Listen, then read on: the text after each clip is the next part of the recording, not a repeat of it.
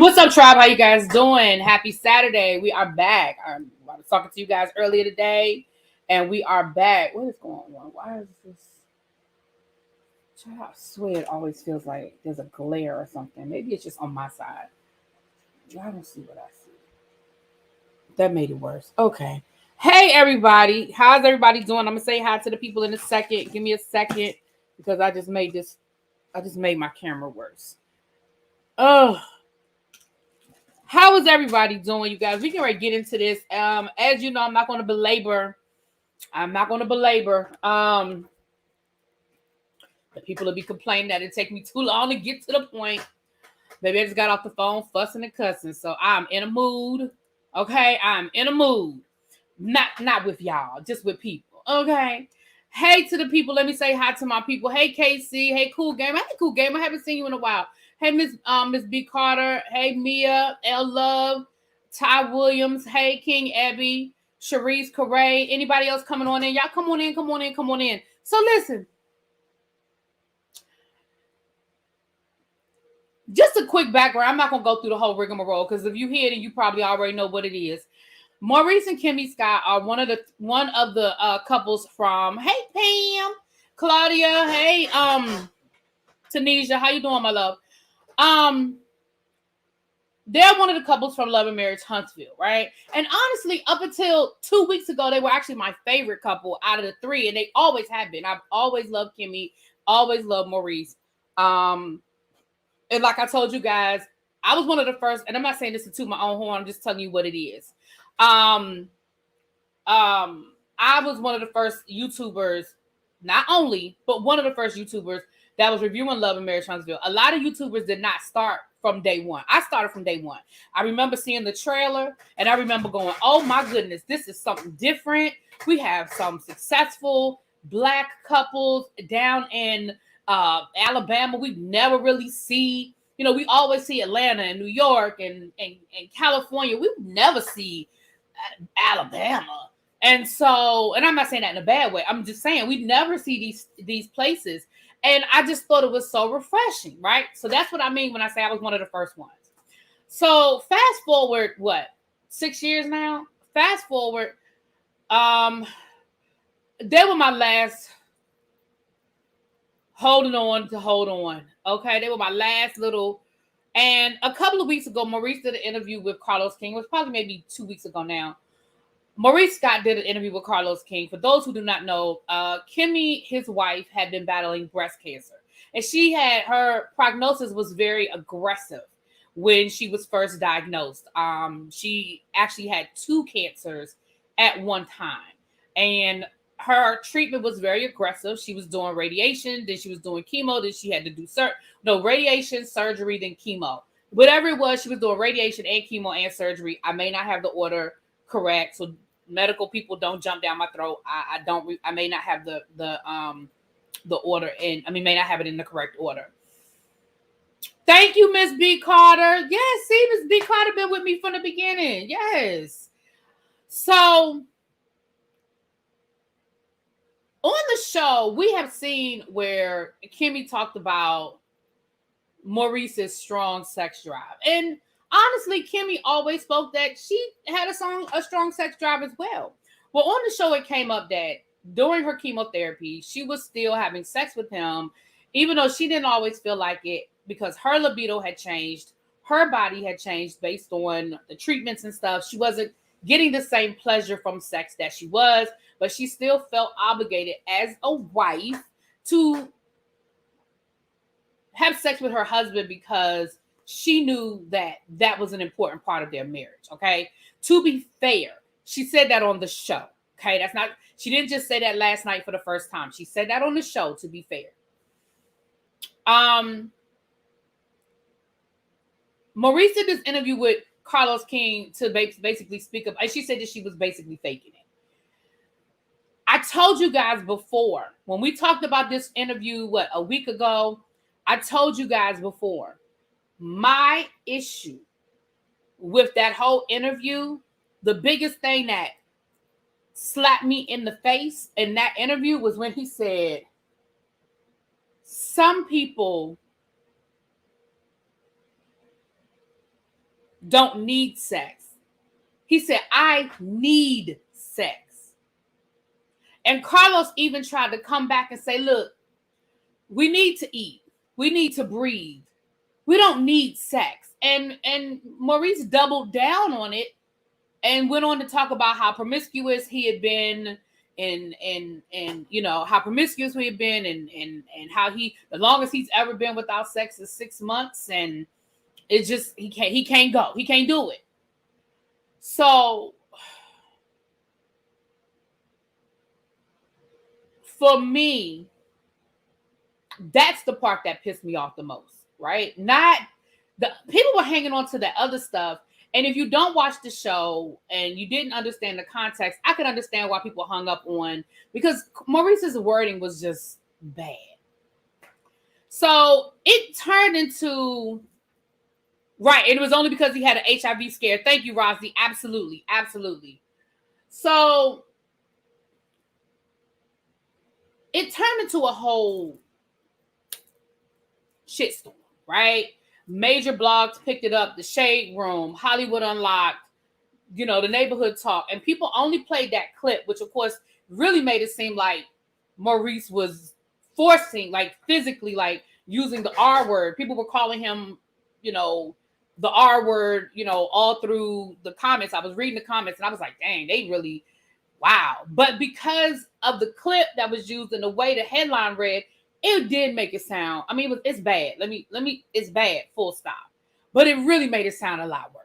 It really, really made it sound a lot worse. Okay, so last night,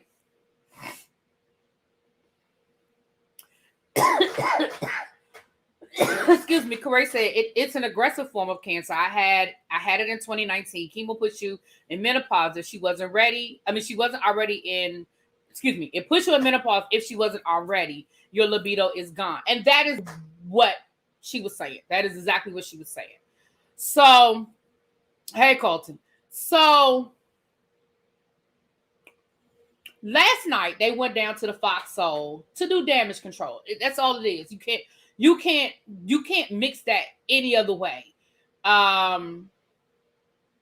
You can't mix that any other way. I would not call sex by coercion. I wouldn't call it that. Because if that's the case, then I'd have been R word a couple of times, and I wouldn't categorize. If somebody talks you into it, to me, that's not. I wouldn't characterize it that way. Now, Pam, you have the legal mind. I mean, is sex by coercion considered that? I don't know. I could be ignorant, but I don't see it as that. But maybe that's my ignorance, and I'm open to that thought process. I'm open to that. If I mean, you know, I've been with my boo, and we land on the couch watching TV or whatever, and he wanted to do something, and I don't want to do something, and he like, oh, come on, baby, and he get to kissing me on my neck and touching me, and I'd be like, okay, I didn't consider it that, but okay. Again, I can't tell somebody how to feel. I'm saying for me, that's not how I feel. But again, I'm open to other people's interpretation. I can't tell you how to take it. I can't tell you how to feel it. What I can say is if she felt like there was an unwritten threat that if you don't do this, then I'm either going to leave you or I'm going to cheat on you, then that's, and I feel like that's how she felt. Now, that is my opinion. I don't know Kimmi. That is my opinion. My opinion is Kimmi felt like if I don't do this, then either he's going to cheat on me or he's going to leave me. And no, he may not have ever said those words, but because she knows her husband and she knows what he needs, I put that in quotation marks because, again, I don't think he needs it, but he has convinced himself that he needs it. I do think that's why she rolled over and faked it, even in the midst of fighting for her life. And for me, I feel like that was gross. We're going to get to the interview. I want y'all to hear what he said because I don't want to keep putting words in his mouth. Married for 18 years, went through a whole divorce because of breast cancer and all things that came with it. Kimmi has a long road ahead of her with this piece of man. Your husband can talk you into stuff that's not aggressive. Yeah, I don't take it as that. But again, I can't tell another woman how to feel. You know, I just know for me, that's happened to me, and I don't see it as that I was assaulted. I see it as, I looked it up and it's sexual assault. I don't even see it as that. But again, I can't tell somebody else how to feel. Again, I think the word coercion, I think we can interpret that. Again, Melly, if that's how you feel, baby, I cannot tell you how to feel. I know for me, if a man get to kissing me on my neck and get the rubbing and tugging and I give in, I don't see it as that. Now, if a man puts a weapon in my face and he's coercing, and he's coercing me that way, that's another conversation. You understand what I'm saying? But just because he. But moving on, I don't want to get into the weeds. I want to get to this interview because again, I think we can get caught up in that. And again, I'm not going to tell anybody. I cannot tell a woman how to feel. It's like, if that's how you interpret it and that's how you feel, I can't tell a woman how to feel at all. And I'm not going to sit here and pretend. I'm not going to try to.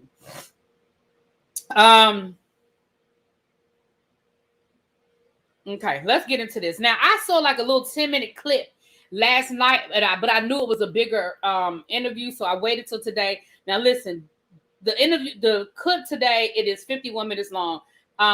Y'all know how we do it. This is a reaction video, so we're going to listen and we're going to react. We're going to listen and we're going to react.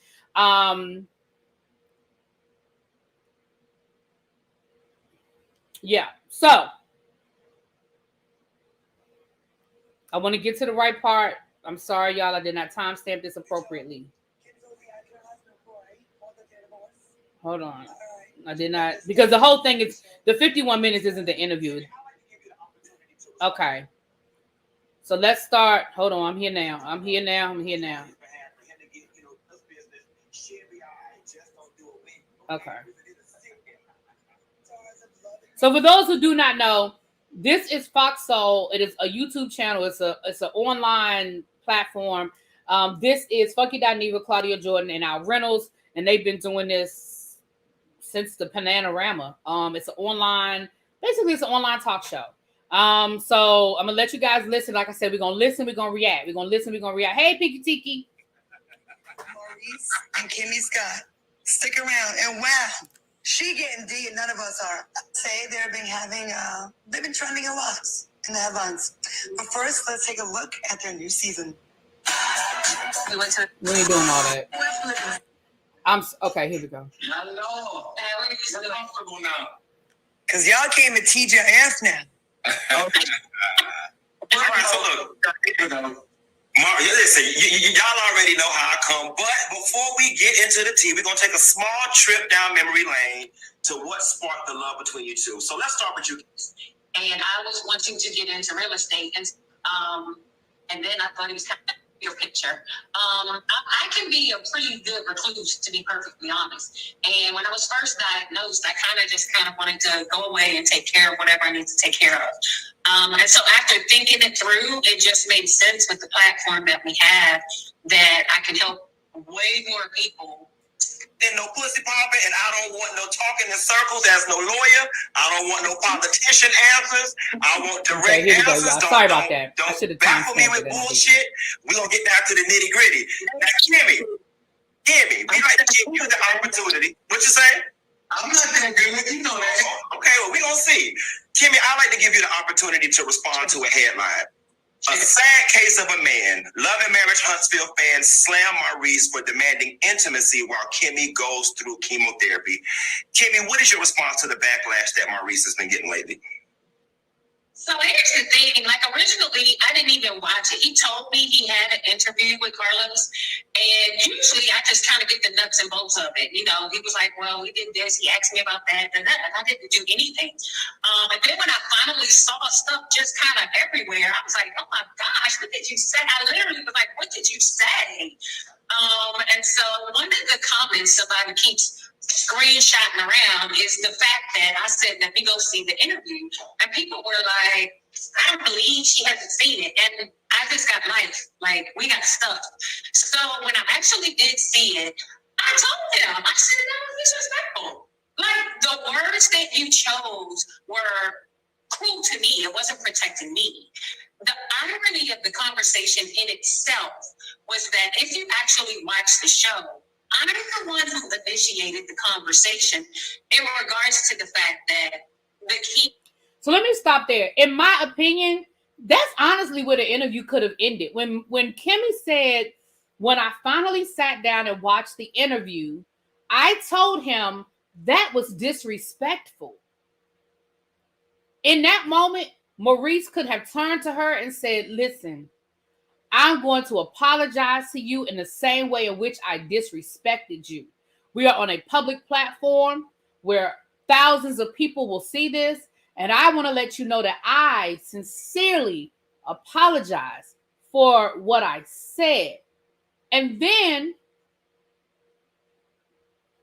he could have moved forward. He never did that. At least not in the clip that I saw. So let me keep him going.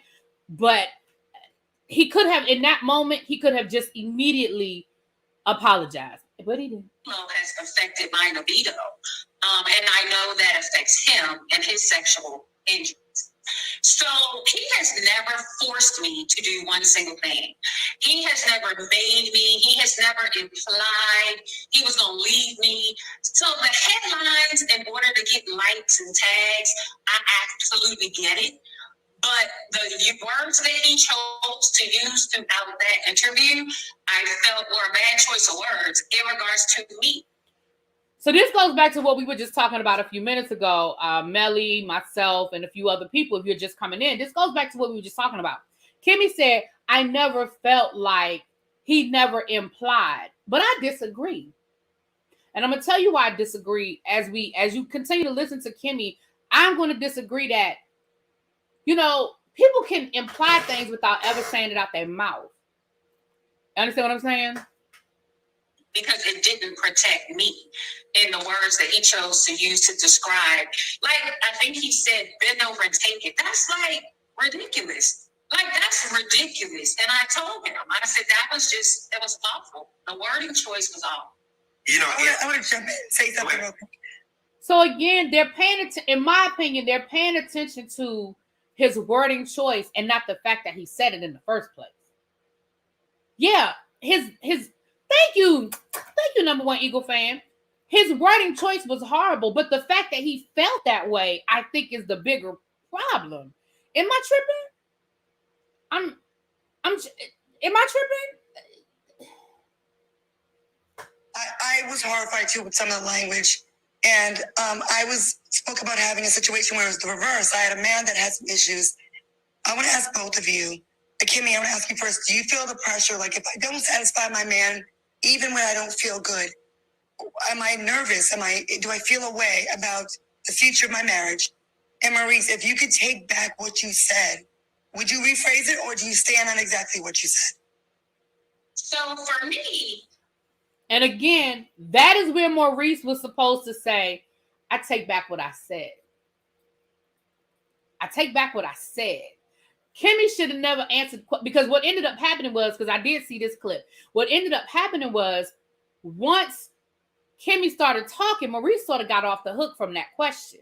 And that's why Claudia had to come back around. He let her talk first when he should have said, that's me. But that's my opinion. Like I said, we filmed it and everything. For Kimmi, I never felt like he was going to leave me. That wasn't the case whatsoever. Mm. However, even before our chemo issue came up, we already had conversation about our sex life. We talked about our sex life before we got married. So this. But you literally, for those of you who watch Love and Marriage Huntsville, y'all know what I'm talking about. Last season or earlier this season, they did the however they did it. But last season when they went on that couples retreat, do y'all not remember? And that was before her cancer diagnosis. Do y'all not remember her complaining to Maurice about him wanting sex too much? Put a 1 in the chat if y'all know what I'm talking about. If y'all watch Love and Marriage Huntsville, last season when Kimmi was trying to convince Maurice to go on that couples retreat, and she was talking to him about how much he wants sex and how he wants sex 2 or 3 times a day. And she was trying to get him to understand that is just too much. And he was telling her it's not too much. What are you talking about? I don't understand the problem. And then he said the only way that he would go on that couples retreat is if they could have sex twice a day while they were there. I see all the ones in the chat. Thank you so much. I love y'all. Lons, where you been? I ain't seen you in a while. Thank you. So, Kimmi, this didn't just start because you had cancer. This was an ongoing, quote unquote, issue all along. It was highlighted because you were sick. But this is not It's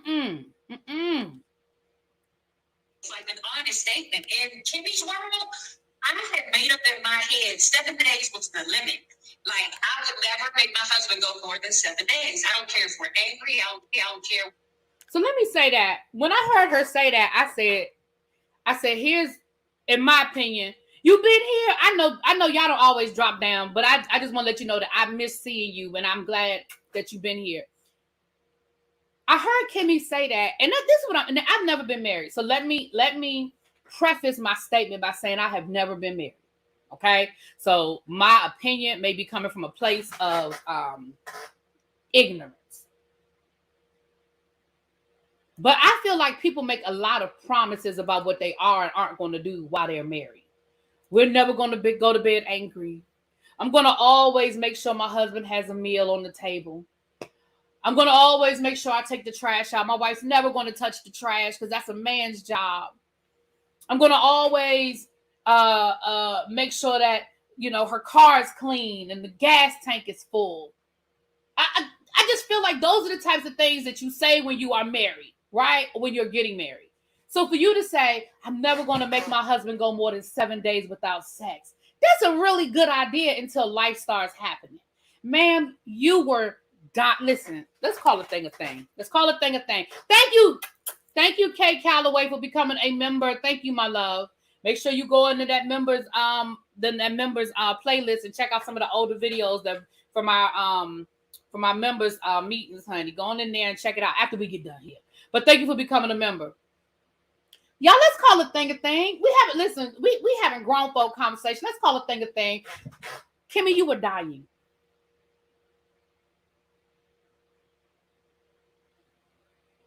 Kimmi, you were dying.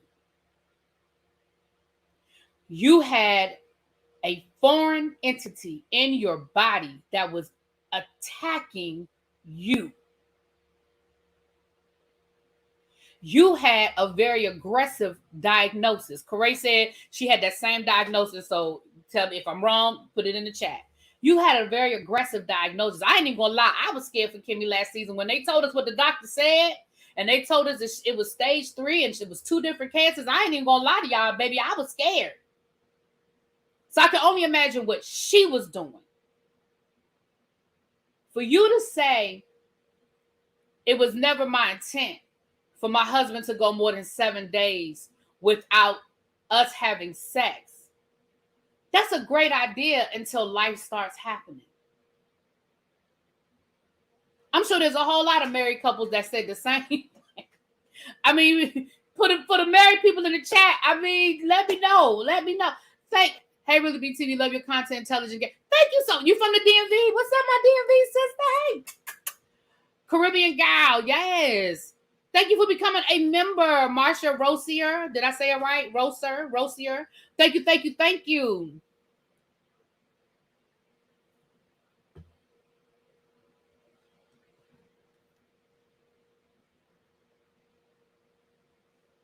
So I say again,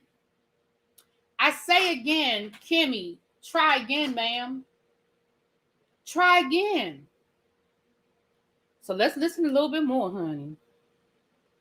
What's going on? That was always Kimmy's rule in her head. And so in this case, we went about 2 weeks and I was like, ugh.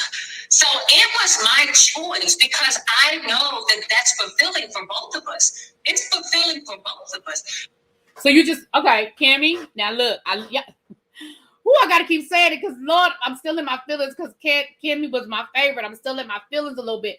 But ma'am, Kimmi, I gotta call you on that. You just contradicted yourself. You said it was fulfilling for both of us, but literally the whole point of this is that you are no longer enjoying sex. So here's the thing. It used to be fulfilling for both of y'all. And here's what I'm saying. Because if it was still fulfilling for both of y'all, guess what? Guess what, Kimmi? Y'all would still be having sex 2 or 3 times a day. It was no longer fulfilling for you, which is why y'all weren't having sex. So you see? You see how that works? Your body was no longer being fulfilled, and that is why you were not in the having sex. Montrez, you never told me that. You in the DMV too? Look at my DMV people. Yes. And listen, y'all, it's okay to say that. Listen, look, let me tell you something. My parents have been married for 56, 57 years. They've been married. I'd have to sit down and really, I think they got married in 66. No. Shit, I can't remember. Yeah, I think they got married either 1965 or 1966. I know that's terrible. I can't remember. We can talk about that another time. But I say all that to say that my parents have been married for over 50 years. Damn, they're closer to 60 years than 50. And at this point, they have grown. Thank God my parents grew together. That doesn't mean that there weren't hills and valleys, because I'm sure there were. But my parents have grown together. But I promise you that their relationship does not look the same today that it did in 1966. It didn't look the same in 1966 that it did in 1976. It didn't look the same in 1986. It didn't look the same in 1996 because people change and grow. I'm pretty sure, I mean, I don't like to think about these things, but I'm pretty sure that my parents' sex life was hot and heavy in the beginning.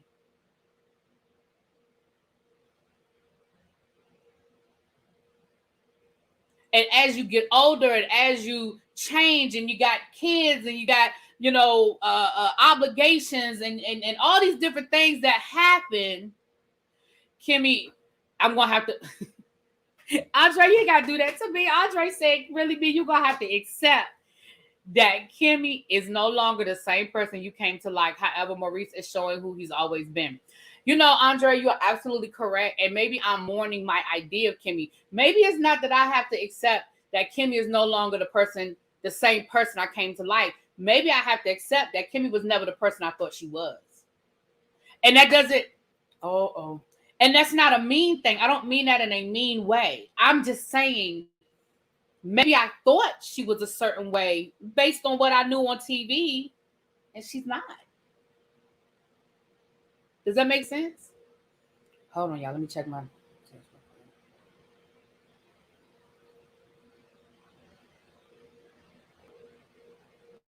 Okay, babe.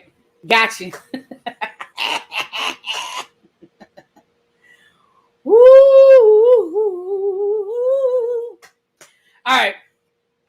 Y'all want some crabs. I'm mad at myself because I didn't decide I wanted crabs until later on in the day, but I'm getting up in the morning. I'm going to get me the plate. My crab place open at 1. I'll be there at 1 o'clock. Leave my house at 12:15. Anyway, that's my ADHD. I'm sorry. So I agree with what you're saying, Andre, but I think I have to mourn the idea of who I thought Kimmi was, because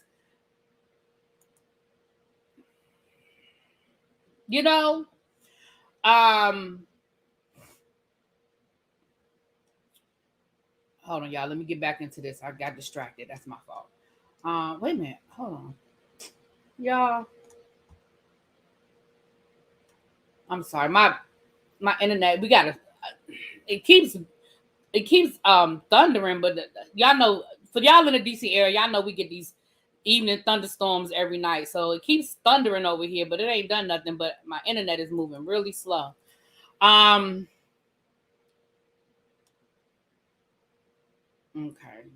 That's what I was trying to do this, y'all.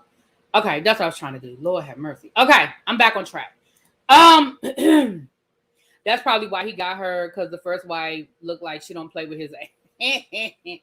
You thought Kimmi was smart in the beginning? I still think Kimmy's a smart woman, but I think you can be smart in one area and maybe not as I don't want to use the word smart, but move differently in another area. I think Kimmy's very intelligent. I think her business acumen, her accolades, I'm not going to take that away from her. Now, how she moves in relationships may not be the same. You know what I'm saying? So I don't like to necessarily use the word smart, but I understand what you're saying. You say Kimmi is still that person. She's caught up in a bad marriage. I've been there. Yeah, and that may be it too. You know, you listen, men and women, child, won't we do some things for love? Let me let y'all finish. It's not too much longer. Let's finish listening. Like at the end of the day, he's not the only one missing out. I'm missing out because I don't have the same climax. I don't have the same arousal. You know? Right. You're missing out for a different reason, Kimmi. You're not missing out because you're missing sex. You're missing out because sex doesn't feel good anymore or doesn't feel the same anymore. That's two different issues. You missing out because you miss sex versus you missing out because you no longer enjoy sex. That's two different things. And you're equating the two, and that's not the same, Kimmi, and that's not fair. You're playing word games. You're playing word games, Kimmi. That's like saying, oh my goodness, I love to travel, but I just can't get through the airport anymore. My legs are just bad, and I hate having to go through and get a wheelchair, and it's just not enjoyable anymore. So I no longer enjoy traveling versus I don't enjoy traveling anymore because I'm just tired of being away from home. That's two different reasons. That's two different things. So I never had that conversation based on the fact that I thought he was going to leave. I know I love my husband and that is a big part of our world. I don't physically hurt. It doesn't hurt me to have sex. It doesn't do that whatsoever. It was just the arousal of the moment and the climax that is very different for me. So I'm just not getting the same fulfillment out of the sexual activity that he was. We got it. So let's get Maurice in here. Maurice, do you think it was selfish for you to force your wife to suffer through it while she was fighting for her life? Your words. Your words. Now, those are my words. And I'm going to own the words that I say. However, you have to take everything into full context. I didn't have knowledge of her suffering. I didn't have knowledge of her rolling over and giving it to me when she didn't want to, right? Or didn't feel the need to. At the end of the day, this is the thing. She surprised the hell out of me on television. Talking about, you know what? I'm not getting it. I'm faking it. But here's the thing, and that's fair. That's fair. He did not find out until, well, allegedly, we saw it on the show. But here's my problem again. For those of you that watch Love and Marriage Huntsville, you can confirm what I'm getting ready to say, or you can say, really, be that ain't how it happened. So keep me honest. But even when you found out, when Kimmi tried to have that conversation with you, you were more concerned about your ego than about Kimmi. Your response was more about, so you've been faking it all this time? So I'm not fulfilling you? Not, oh my God, babe. I'm sorry that I made you feel like you had to do that. Babe, no. If I got to roll over and me and the Vaseline be real cool for a couple of months, then that's just what it's going to be. But I'm sorry that you felt like you had to fake it. Instead, we had a whole scene where his ego was hurting because he couldn't believe that she was actually faking it. And then he questioned, well, damn, have you been faking it all along? So again, Maurice, you're right. You didn't find out in the beginning, allegedly. But when you found out, your response was about you and not her. And again, that's the part you're not getting. And he never gets it. Child, you would think this clip is longer because I keep stopping, but y'all know I got to do my commentary. For those of you that's going to complain about the fact that I keep stopping, y'all know that's what we got to do down to the YouTube. We got to stop and start. We got to stop and start so we can do our commentary, okay? I ain't trying to have Fox Soul flag my video. Like, listen, it's on national TV, so I'm like, oh, really? So you're faking it. This whole time I'm thinking that you're doing it.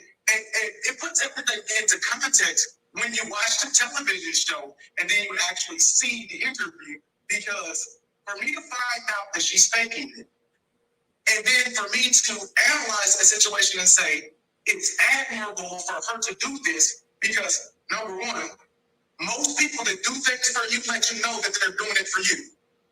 They don't let you find out later on, oh, wow. First of all, I really want him to stop using that word admirable. It's admirable that my dying wife, who is literally pumping poison into her body on a regular basis, will roll over and let me pump on top of her and do my business. I don't like the way he's using that word. Admirable. It is raking. I'm sorry, y'all. I can't tell y'all why, but every time he says admirable, it rakes my nerves. It grates. It's like nails on a chalkboard because he's making it seem like she's. I don't even know how to word it. I don't even know how to word it, but baby, it is like nails on a chalkboard for me. Admirable.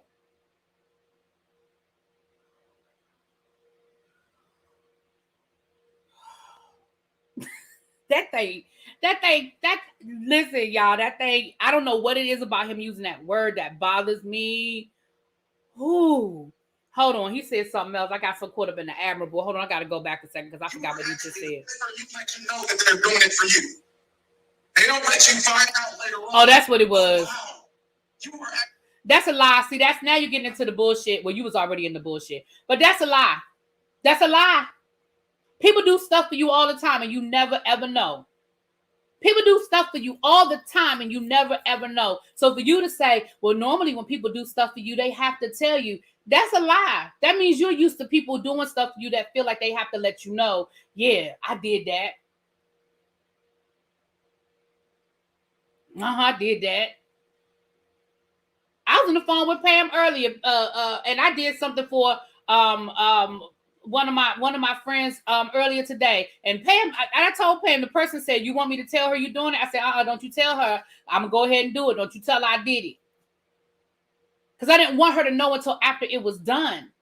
I didn't want to tell her, "Oh, I'm going to do this for you." No, I did it, and then after the fact, I let her know that why I did it. I still didn't. It wasn't even about, oh, I did that for you. I did this because of ...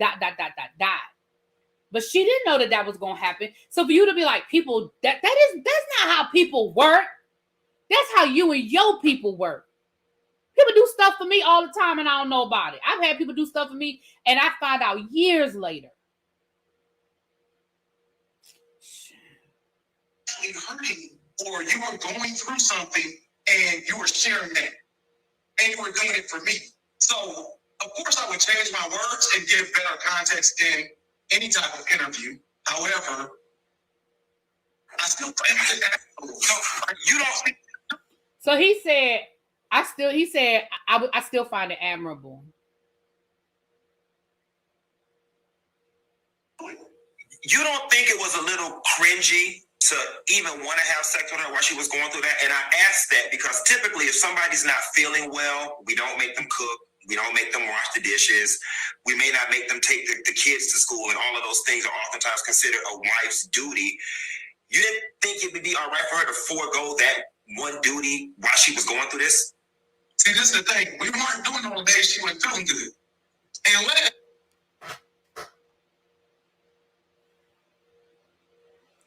did y'all hear what that mofo just said?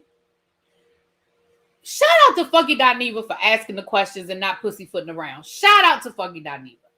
But did y'all hear what that mofo just said?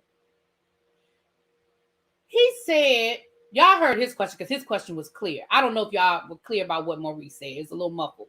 Maurice said, well, we didn't do it on the days she wasn't feeling good.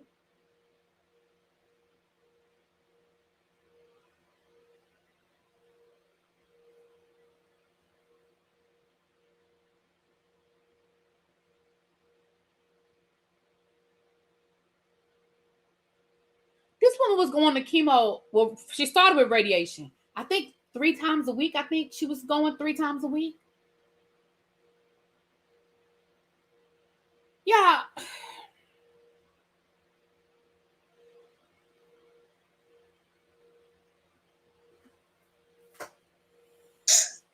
I didn't know that either.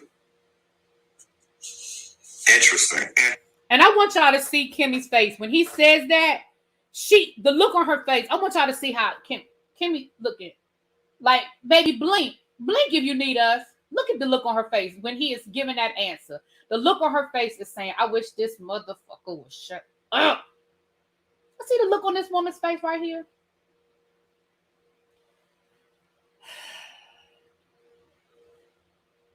See, this is the thing. We almost done. She wasn't feeling good. Unless I didn't know that.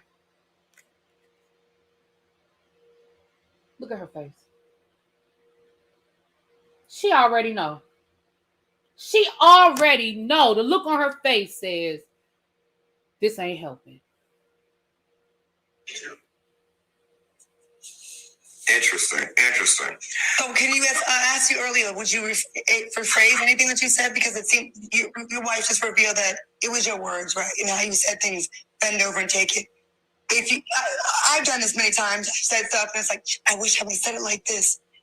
Would you rephrase anything? Would you do over, or are you like, no, I meant it exactly? Anytime my wife feels like she's not protected by whatever I do, that's my job. Mm-hmm. That's why God gave her to me, is to make sure that I have a covering and protection over her at all times. And if she feels like my words are crass, then I'll take my words. I'm not one of those people that say, man, I said what I said. Now, mind you, that's a great quote. So, I'm going to just let it play because I everything else that goes around social media, I said what I said. I don't even know where that came from. But I'm not one of those people. It came from Candy on the Housewives of Atlanta. She said it on one of the original pictures. But I'm not one of those, I said what I said. I said what I said. Hold on, let me say it better the next time. So, I know y'all probably been through this, and we know Martell and Melody have gone through this. The fans have been voicing their opinion about Maurice's remarks, and many of them are saying, you know, Kimmi should leave the relationship. Obviously, you're not going nowhere. But has all this scatterbutt from the fans affected you guys' relationship in any way? I actually really don't care what people will say that don't love me. Affected you guys' I want y'all to see. I want y'all to see what Kimmi does. I actually really don't care what people will say that don't love me. You see how Kimmi deferred to him to answer that question? You know, I really care what Kimmi says. If Kimmi says it offends her, guess what? I'll be changing.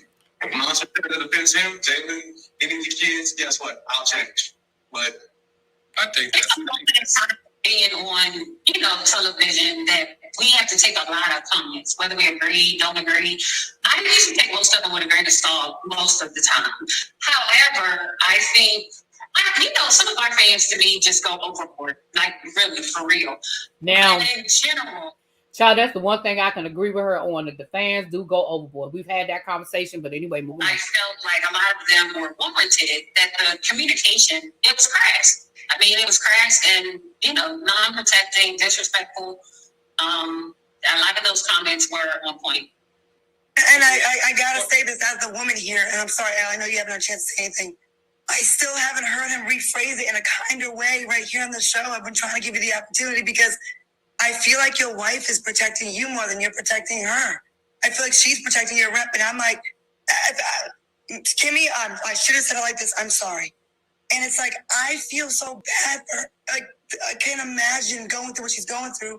You saying that, and then me asking you twice if you would rephrase it, and you said, yeah, but you really haven't. It seems like it's more about you than her. And let me tell you something. Kudos to you, Miss Claudia Jordan. And y'all know, Claudia ain't always my favorite person in the world because she get on my nerves sometimes. But kudos to you, Claudia, because she did. She gave that man 3 chances to say it differently. And he never did, child. He never did. Still, in my opinion, this is my opinion, and you can tell me shut the fuck up if you want to.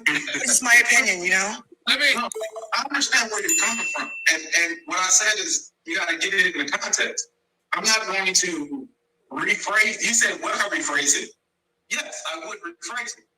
But at the end of the day, we're talking about this because I've already said something. Right? There's no taking it back. There's no ringing that bell. That bell's rung. That's why we're here. At the end of in the future, what I will do is I'll make sure that my wife feels protected. I don't feel any different about the situation. At the end of the day, my wife did something that most people won't do. Simply. Again, he's still not getting it. At the end of the day, my wife did something that most women won't do or most people won't do. That's not the point. The point is that why did she do it, Maurice? Why do you feel like it is okay to roll over and pump on your wife? I'm gonna keep calling it being blunt about it. Your wife who was literally fighting for her life. Your wife was fighting for her life. You could have lost this woman, but for the grace of God. She was literally, I keep saying it, pumping poison into her body 3 times a week. She lost her hair. She told you she didn't feel sexy anymore. Her family had to fly down. Her mama moved in to help take care of her. Sir.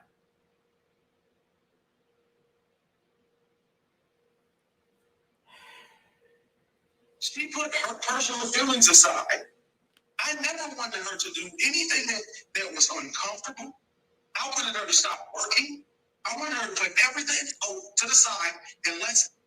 You wanted her to stop work. Hey, Jamie. What's up, boo? Jamie gave it to him last night, too. Oh, Lord, I was in the chat. Jamie was giving it to him.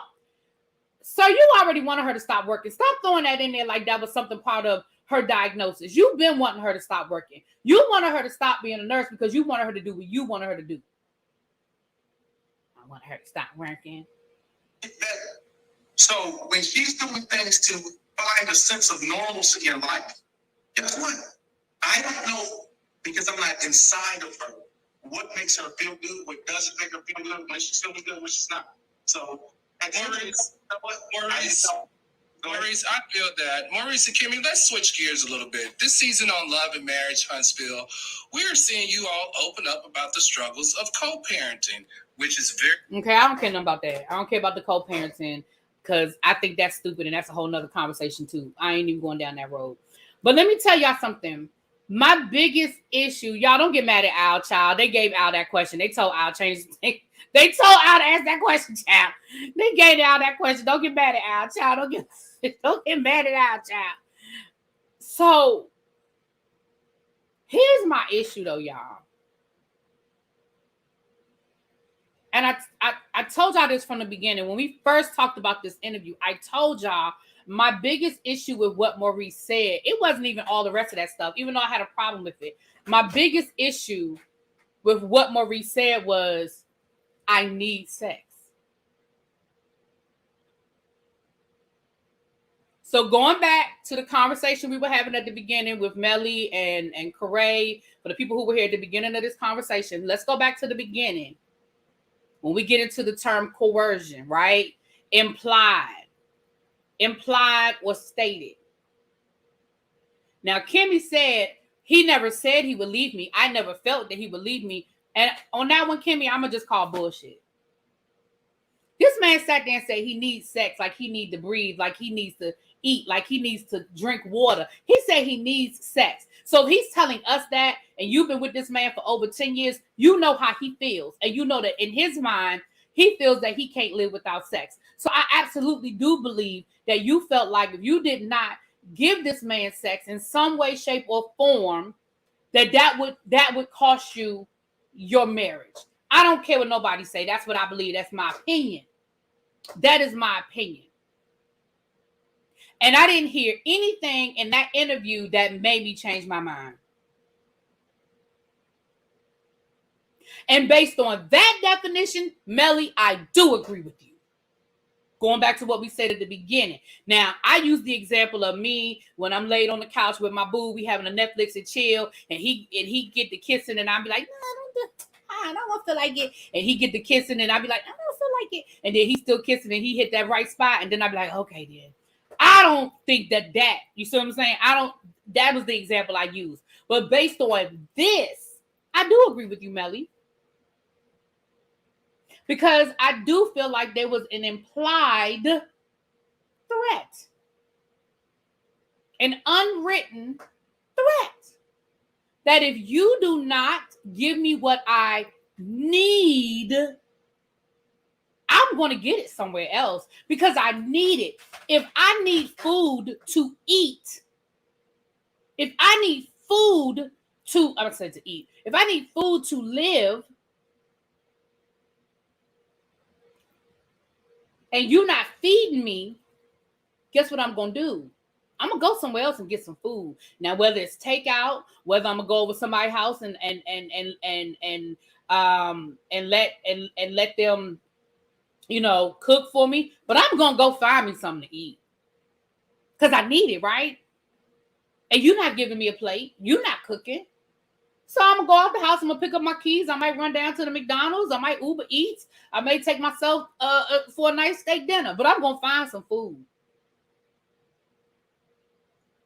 So whether he said it or not, whether you felt like it was implied or not, when that man said that in his mind, he needs sex in order to live, the implication is if you don't give it to me, I'm going to get it from somewhere else. I know I got more than 50 likes, Diva. Now that's a lie.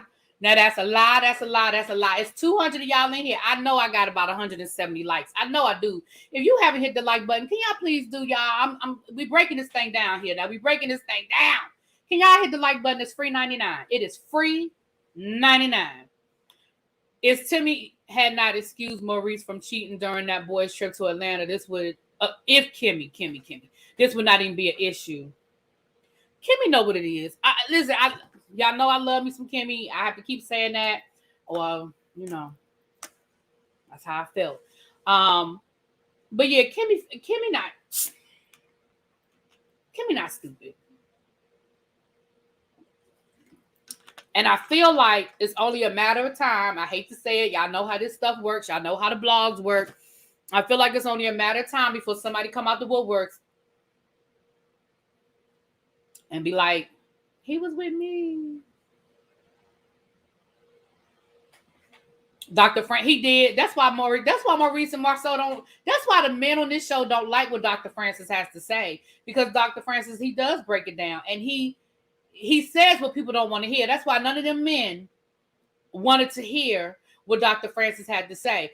And to be fair, Dr. Francis didn't just make it one-sided. He told Letitia, he told Kimmi, he gave it. He was honest with them as well. He was honest with Tiffany. If word salad was a person, Kimmi listening to her can be exhausting as fuck. Child. It said 163 when you came in. Oh, okay. Good, then. Good. Thank you. Thank y'all for hitting the like button. Martell and Scott are friends for a reason. Yeah. Yeah. I just can't. I told y'all 2 weeks ago or a week ago, whenever, it was about 2 weeks ago, I guess, when this interview dropped and I came down here and we talked about it. I told y'all know I was pissed that night. I was hot. Y'all can go back and look at that video, baby. I was hot that night. When I told y'all then, I said, for me, that was the last nail in the coffin for me in this show. I just can't. And we talked about Bell Collective, and we talked about Love and Marriage Detroit and Love and Marriage DC. I feel like, what's up, J-Dub? I do feel like there's a consistent theme with Carlos King and the men that he chooses to highlight on his show. But Love and Marriage Huntsville has reached a level of, I just can't. I can't.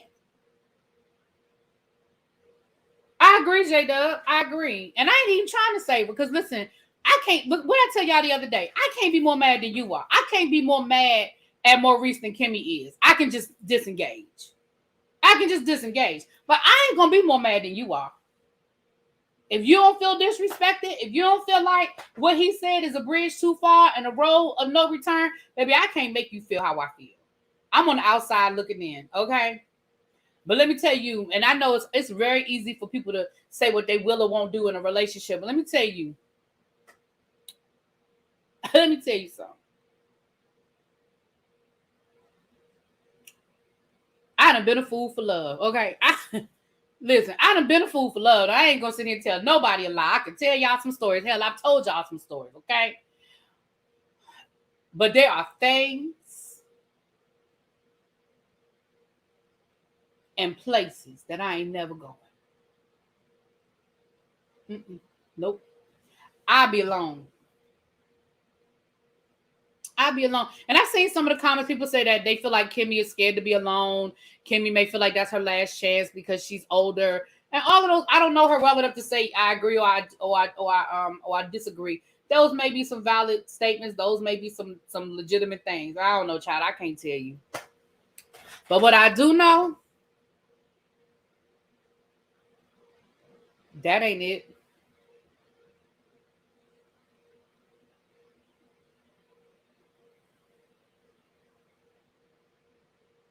That ain't it.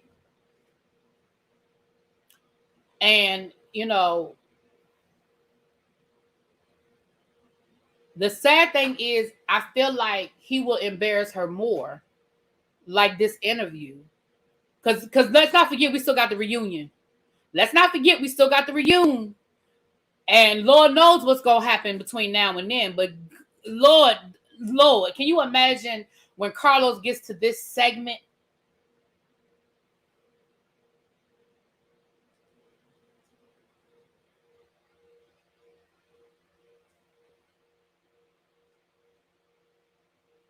My friend is over here repeating me, that ain't it. Thank you. Thank you to the friend. Yeah, that ain't it. I'm sorry. Listen, people say all the time, I'll be alone first, and I will for that. I still watch Love and Marriage Huntsville. It's the male fans that are the problems. They're part of the problem. They're a big part of the problem. But because let me be honest with y'all. I don't even like Marcel. I don't even have an issue with Marcel.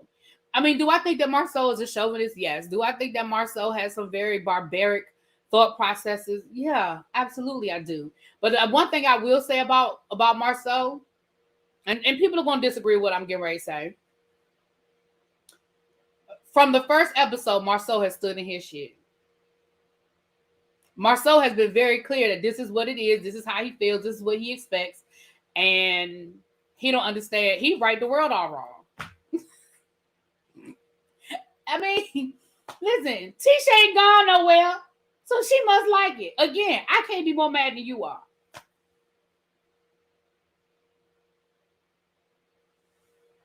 You know, but that's, I told you, I just can't. I knew I was over the show when I was 4 episodes behind and didn't even care and was not interested in doing a review. That's how I knew that I was over the show. Because, you know, when you're a reviewer, when you get to the end of an episode, if you should be interested or excited to talk about what you saw, good, bad, or indifferent. Either you can't wait to blast it, you can't wait to tear it up, you can't wait to, you have an opinion. If you can get 4 episodes behind on a show, that's how I know. For those of you who've been rocking with me for a while, and you notice that there's certain shows I don't do anymore, or I stopped doing, because when I get to the point where I feel like I don't have anything to say, it's probably not the show I need to review anymore. That's why I will still watch Love and Marriage DC. I enjoy Love and Marriage DC. Maybe part of it is because I live here, and you know, y'all know I know some of these people. Not we friends, best friends, or nothing like that. But you know, I've been in the rooms with people, and if I want to, I could be in the rooms with people. You know, same thing when it was, you know, Ready to Love, the DC Ready to Love. I was excited. Oh, I've been there before. Oh, I know where they are. You know, it's a familiar. It's that level of familiar. And Love and Marriage Detroit, which is toxic, but I'm enjoying talking about that. When I get to the point where it's more toxic than enjoyable, then I will stop. I mean, that's just that. Because hell, all these shows are toxic. Love and Hip Hop is toxic. When I was reviewing Black Ink Crew, the shit was I mean, it's toxic. It's a part of what they play into for us to enjoy. Right? Carlos wasn't sympathetic at all. He actually was laughing. I actually had to turn off the interview with Maurice because I got tired of that goofy laugh. I don't enjoy.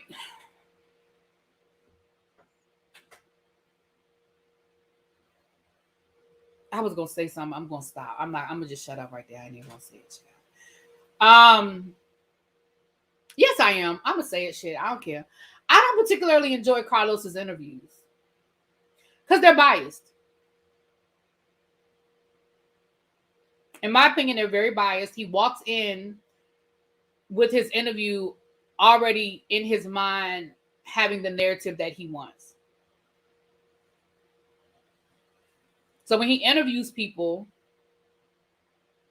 I mean, sometimes he gets information that he didn't know he was going to get. Sometimes he gets tea, like, oh my goodness, somebody dropped some tea. But I don't really enjoy his interviews because when I do my interviews, and I'm not perfect by any stretch of this imagination, I raise my hand to that. But even if I have an opinion about somebody, which I really try not to, that's why I really don't do a lot of interviews, honestly, because I do have opinions, but I try not to.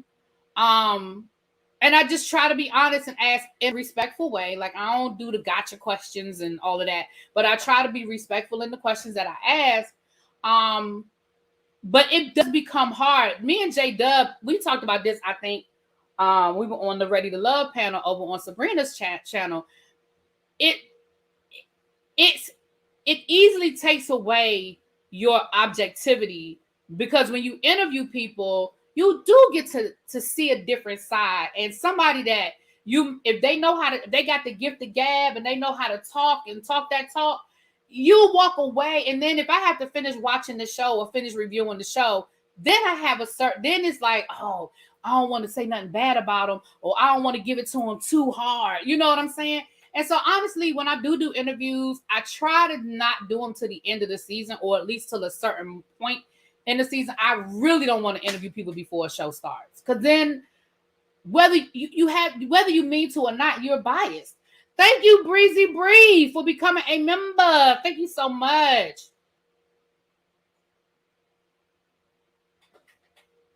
Right, exactly, J-Dub. And honestly, that's why I just started getting to the point where I would watch interviews. Remember, y'all know I didn't used to watch Candy speak on it. Y'all used to be like, really, B, did you look at speak on it? No, because I just want to watch what's on the show. I don't want, but it got to the point where y'all kept telling me, oh, well, she said this, and oh, well, they said that, and oh, well, no, Candy said this happened. Oh, well, no, this said that happened. And it becomes hard because y'all are in the chat telling me the opposite of what I'm saying. And I'm like, well, look, y'all, I can only review what they're showing me. I really hate getting into, well, editing did this and editing did, well, shit, they edited it. That's all I can talk about is what I saw. This new cast of Ready to Love, they done already started with it was edited. Okay, well, listen. See, y'all about to make me go down the road. I'm going to say this and I'm going to get off of here because y'all ain't going to get me going down this road tonight. Listen, I done told y'all before. I don't have no sympathy when we are in season 8 of a show. Season 1, I use the example of American Idol all the time. Season 1, season 2, I felt sorry for the people when Simon would give it to them, because you ain't know what to expect. You know, the first season, you ain't know what you was walking into. The second season, okay, maybe, damn. But by the 5th or 6th season, and Simon is telling you can't sing, and Simon is being rude, I don't have no sympathy for you at this point. You knew what it was. You knew who he was. You knew what you were walking into. Hell, Simon gonna be there. And if you can't sing, you just don't sing. Blame your mama for letting you walk around the world thinking that you could sing and you couldn't, and you went on the show and embarrassed yourself. People go and Judge Judy. She's so rude. Judge Judy been doing that show for 500 years. You already know what you're gonna get. You agree to go on that show. I don't have no sympathy for you when you get embarrassed. You go on Greg Mathis, he's gonna call you a crackhead. Whether you're a crackhead or not, he's gonna call you one. So you go on Ready to Love, and now you complaining about editing. They ain't shown but one damn episode. You already mad about editing. But we on season. What season we on Ready to Love, y'all? We at least on season. Hell, they did 2 Miami seasons, 2 Houston seasons, 2 DC seasons. That's 6 seasons right there. We at least on season 8, maybe 9. And you want to talk about editing? You knew what they was gonna do. They was gonna chop and screw it. They're creating a narrative, storylines, character development. I love Judge Judy. Y'all know that's my girl right there. I love me some Judge Judy. So y'all done made me go left. Y'all be getting me on this. Y'all be getting me here, and then I go left, and I be going down that road, and then I gotta come back. Look, let me get ready. Get off it. They did 2 Atlanta seasons. See what I'm saying? We on damn near season 10. You know what they gonna do. You agree to go on the show, so I don't have a whole lot of sympathy. I have sympathy if, when it's egregious, but I ain't got no whole lot of sympathy about the people who want to keep talking about editing. Child, I'll be like this.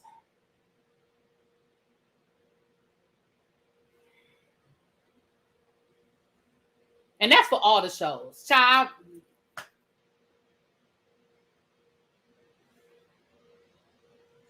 Everybody keeps saying the best season was the first season. I said today in my Ready to Love review that they need to shuffle up the format. They really need to shuffle up the format, and they can do it's so many things.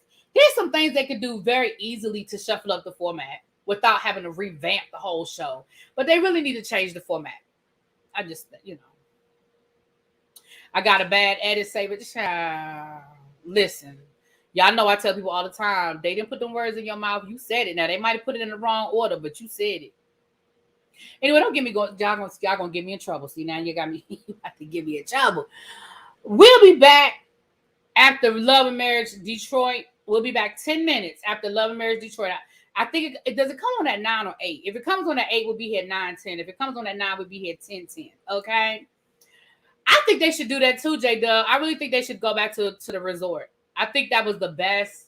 I didn't see season 1, so as somebody who didn't watch it from the beginning, I personally, out of all the seasons that I watched, that was my favorite season.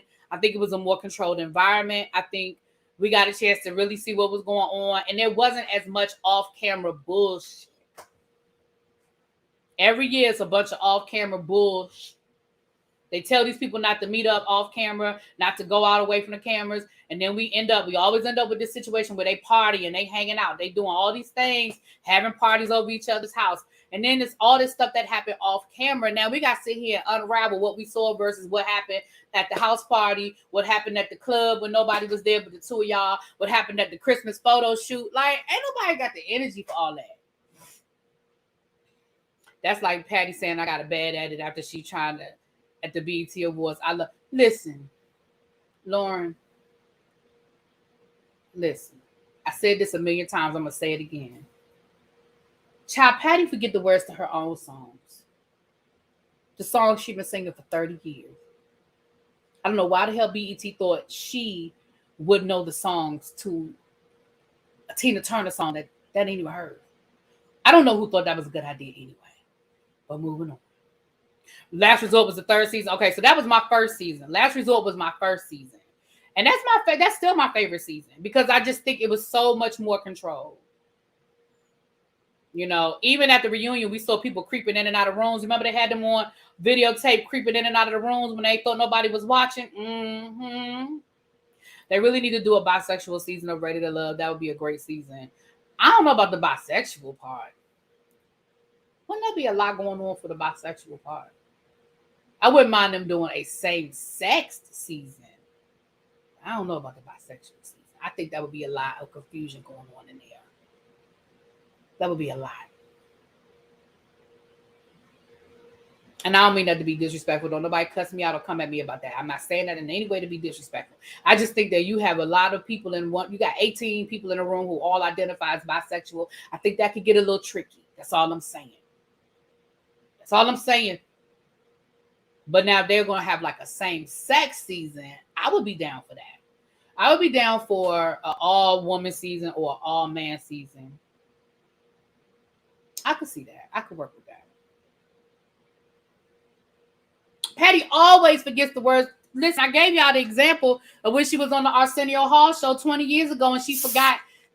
Damn it. It was the If You Only Knew. For those of you who know the words to If You Only Knew, the first line of the song is, I must have rehearsed my lines 1,000 times until I had them memorized. And she forgot the line. After that, I said, well, we just can't be mad no more. I must have rehearsed my lines 1,000 times until I had them memorized. And this is what she said. I forgot the words of this song.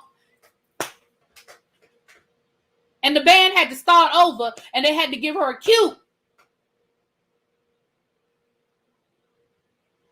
And, okay, J-Dub, of all the Tina Turner songs, that's the one y'all picked for her to sing? Why y'all didn't give her a private dancer? Now, Patty would have sang Private Dancer down. She probably would have still forgot the words. But can y'all see Patty doing Private Dancer? Patty would have sang Private Dancer down. Nutbush City Limits. That's my favorite. Y'all know I keep saying Nutbush because that's my favorite Tina Turner song. That damn Nutbush City Limits, baby. I love that thing. I be in here getting it. Don't put Nutbush City Limits on and give me a microphone. Baby, I be in here getting it.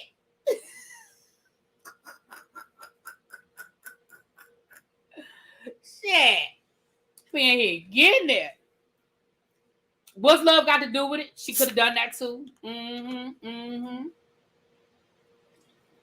But I'm going to say this and then I'm done. I said this when I did my BET review. I don't think she should have done it. And I love me some Patty. I really feel like they should have got some of the young queens who were already there. Y'all had Coco Jones there.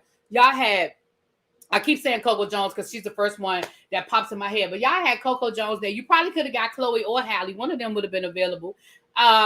You had El Mai. Is that her name? El Mai. She was there.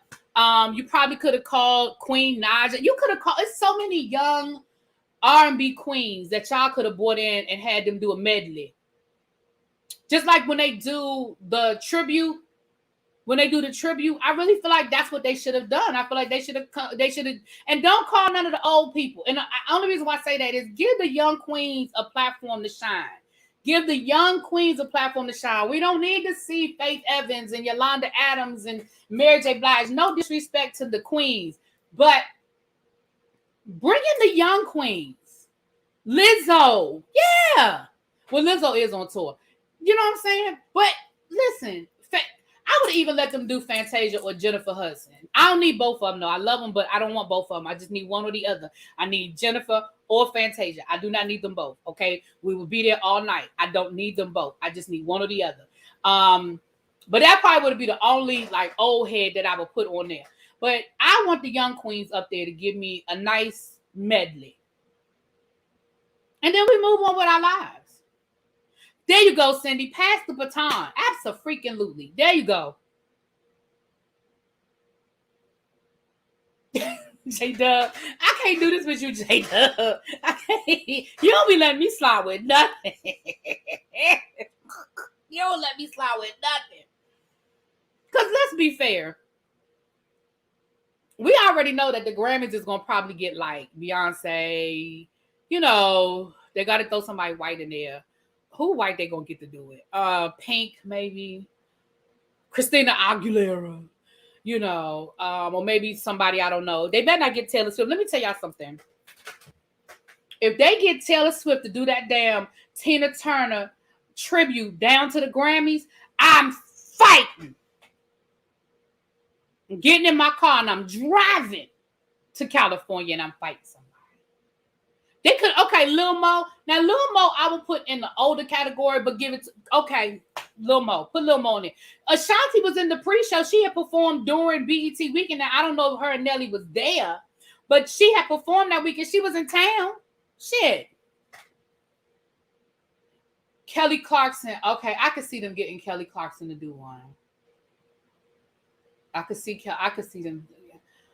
They better not get Jay. They already had J-Lo do the Motown tribute. They better not have J-Lo up there singing Private Dancer. I will fuck.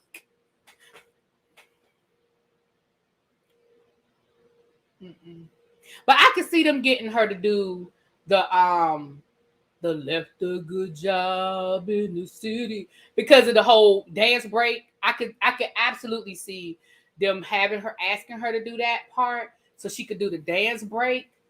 But I don't want to see it. Oh, you remember the Hoodie Awards, J-Dub? Oh, my God. See, y'all, I've been trying to get off of here for 15 minutes. Y'all keep getting me talking. This like our members-only lives. We be in our members-only live just all over the place. We just be talking about everything in members-only, child. We be everywhere. I don't even have an agenda when we do members-only. I just start talking, and we just get to talking, child. I'm going to get off of here because I'll be back after the Love and Marriage Detroit. If you watch Love and Marriage Detroit, meet me back here 10 minutes after the show is over so we can break down what we saw in this episode and we can talk about another set of toxic ass men. Okay? On Tuesday, the Ready to Love panel is back over on Sabrina's channel. And we will be over there on Tuesday breaking down this first episode, probably going through each person and giving our first impressions and all that good stuff. You know, the Whether You Like It or Not panel will be back on Monday night breaking down this week's episode of Real Housewives of Atlanta. And I will be doing my live Real Housewives of Atlanta review tomorrow evening. Okay? So we got a lot going on over the next couple of days, people. I know you can't, J-Dub. Lord, J-Dub. Oh, I know he can't wait to get back on that panel, honey. All right, y'all, let me get out of here so I can chill out for a little bit before I come back and see what's going on with these Detroit people. I'll talk to y'all later. Thank y'all for being here. I appreciate the love and support. If you have not hit the like button, please do it on your way out the door. And if you are not subscribed, go ahead and join the tribe. We have a good time over here, okay? And guess what it is, y'all? It's free 99. It is free 99. Hell, they could have got Tisha Campbell. She played Tina in the... good night. On that note, good night.